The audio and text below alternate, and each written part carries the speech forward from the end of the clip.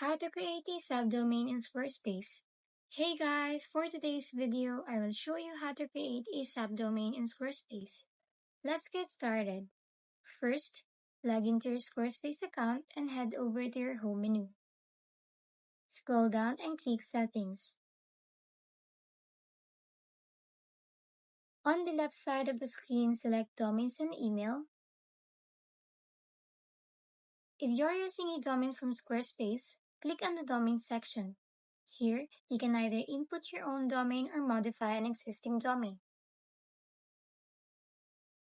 Next, scroll down and type in your desired domain name in Site ID section.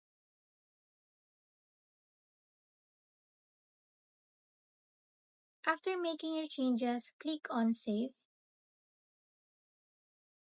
A confirmation prompt will appear. Click on Confirm to apply the changes.